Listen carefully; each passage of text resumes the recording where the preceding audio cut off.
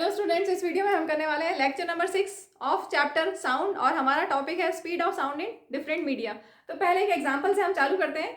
आपने ज़रूर कभी ना कभी सुना होगा या कहीं ना कहीं पढ़ा होगा कि स्पीड ऑफ साउंड, आप अगर रेलवे ट्रैक के पास कान लगाएंगे, सपोज ट्रेन बहुत दूर से आ रही है, ट्रेन बहुत दूर से आ रही है और आपको उसकी आवाज़ सुनाई नहीं दे रही है थ्रू एयर, और उस टाइम पे अगर आप अप्रोचिंग ट्रेन को सुनने के लिए अगर आप कान लगाते हैं रेलवे ट्रैक पे तो आपको सुनाई देगा, वाइब्रेशंस आप फील कर पाएंगे और आपको कान रेलवे ट्रैक पे वहाँ कान लगाए तो आपको लगेगा कि हाँ ट्रेन आ रही है, आपको पता चल जाएगा क्योंकि speed of sound travels fastest in solid then liquid and then gas. ठीक है, तो speed of sound in solid सबसे ज़्यादा होती है, देन उसके बाद लिक्विड में और उसके बाद गैस में। अब ये जो स्पीड ऑफ साउंड है किस किस पे डिपेंड करती है, on what factor does it depends? It depends on properties of the medium. Properties कौन कौन से? इलास्टिसिटी और डेंसिटी ऑफ द मीडियम। जिस मीडियम में साउंड ट्रैवल कर रही है उसकी डेंसिटी कैसी है और उसकी इलास्टिसिटी कैसी है, उस पर डिपेंड करेगी। अगर इलास्टिसिटी ज़्यादा है तो स्पीड ऑफ साउंड ज़्यादा होगी। ठीक है, नेक्स्ट है टेम्परेचर। अगर टेम्परेचर ज़्यादा होगा तो स्पीड ऑफ साउंड भी ज़्यादा होगी। अगर एक और है ह्यूमिडिटी। ह्यूमिडिटी क्या होता है? Amount of water vapour present in air, moisture content air में कितना है, दैट इज ह्यूमिडिटी। तो अगर ह्यूमिडिटी ज़्यादा है तो भी स्पीड ऑफ साउंड ज़्यादा होगी। ठीक है, क्लियर हो गया। अब सॉलिड लिक्विड गैस तो समझ में आ गया। सॉलिड्स में क्यों स्पीड ज़्यादा होती है कंपेयर टू लिक्विड या कंपेयर टू गैस? क्यों होती है? क्योंकि मॉलिक्यूल्स अंडरगो वाइब्रेशन। सॉलिड में मॉलिक्यूल्स पास पास होते हैं, कंपैक्टली अरेंज्ड है, लिक्विड में कंपैरेटिवली दूर है और गैस में बहुत ज़्यादा दूर है। ठीक है, सॉलिड, लिक्विड और गैस। तो मॉलिक्यूल्स बहुत पास पास है, उनमें वाइब्रेशंस होगा and they do more efficiently when they are close together. जब क्लोज होंगे तो वाइब्रेशंस एफिशिएंटली वर्क कर पाएंगे क्योंकि एक दूसरे को धक्का अच्छे से दे पाएंगे, इजीली दे पाएंगे।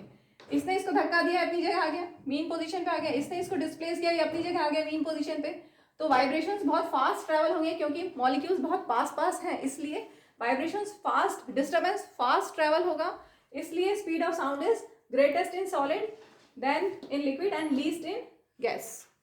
क्लियर? इसमें एक और बहुत अच्छा क्वेश्चन बनता है, इसको हम देख लेते हैं। Sound of thunder is heard a little later than the flash of light is seen. जब लाइटनिंग होगी स्काई में, जब बिजली गिर रही है, जिसको हम बोलते हैं बिजली गिरी और थंडर की भी आवाज़ आई, तो पहले क्या दिखाई दे रहा है, सुनाई दे रहा है? पहले स्पीड ऑफ साउंड सुनाई देगी या फ्लैश ऑफ लाइट दिखाई देगी? पहले फ्लैश ऑफ लाइट दिखाई देगी, उसके बाद साउंड ऑफ थंडर सुनाई देगा। क्यों ऐसा? क्योंकि स्पीड ऑफ लाइट होती है 3 × 10⁸ मीटर पर सेकेंड और speed of sound it varies with temperature. अभी बताया था, टेम्परेचर इंक्रीज होता है तो स्पीड ऑफ साउंड इंक्रीज होती है। अगर हम एक नॉर्मल रूम टेम्परेचर ले लें 22 डिग्री सेल्सियस, तो उसमें स्पीड होती है 344 मीटर पर सेकेंड। ठीक है, तो स्पीड ऑफ साउंड है 344 मीटर पर सेकेंड और स्पीड ऑफ लाइट है 3 × 10⁸ मीटर पर सेकेंड। क्लियरली आप देख सकते हैं स्पीड ऑफ लाइट बहुत ज़्यादा है, या बोलेंगे स्पीड ऑफ साउंड बहुत कम है। स्पीड ऑफ साउंड बहुत कम है, इसलिए sound of thunder is heard a little later than the flash of light is scene.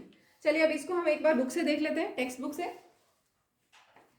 Sound propagates through a medium at a finite speed.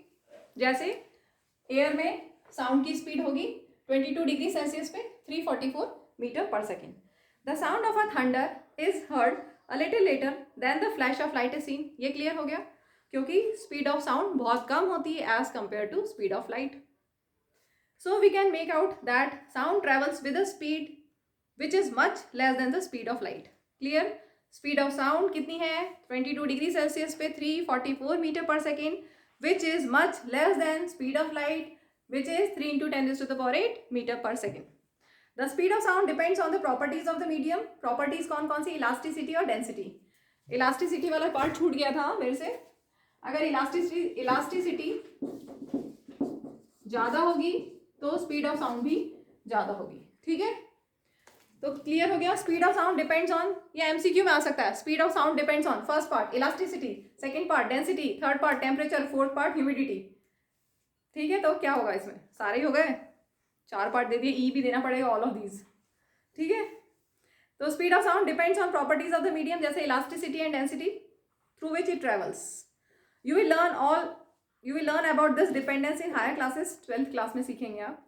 The speed of sound in a medium depends on temperature of the medium. अभी बताया था temperature ज़्यादा होगा तो speed of sound ज़्यादा होगी. The speed of sound decreases when we go from solid to gaseous state, ये भी बता दिया. स्पीड ऑफ साउंड डिक्रीज होती है as we go from solid to gaseous state. Solid state में स्पीड ऑफ साउंड सबसे ज़्यादा होगी, लिक्विड में थोड़ी कम होगी, गैस में और कम होगी. In any medium as we increase the temperature क्या होगा, स्पीड ऑफ साउंड इंक्रीज होगी. ठीक है, टेम्परेचर इंक्रीज करेंगे तो स्पीड ऑफ साउंड इंक्रीज होगी. For example the speed of sound in air is 331 metre per second, 331 metre per second at 0 degree Celsius. ठीक है, और टेम्परेचर इंक्रीज किया 22 डिग्री सेल्सियस किया तो स्पीड ऑफ साउंड इंक्रीज हो गई. क्लियर. बाकी आपकी टेबल में बहुत सारा दिया हुआ है. ये जो टेबल बनी हुई है टेबल 12.1, ये वैल्यूज याद नहीं करना है. एग्जाम में अगर कोई क्वेश्चन आता है तो आपको वैल्यू दी हुई रहेगी, आप ये वैल्यू जरूर याद कर लेना क्योंकि ये थोड़ा सा जनरल है. रूम टेम्परेचर पे नॉर्मली इतनी होती है और इसको हम एको वाले टॉपिक में भी यूज करने वाले हैं, तो ये वाली वैल्यू याद कर लेना.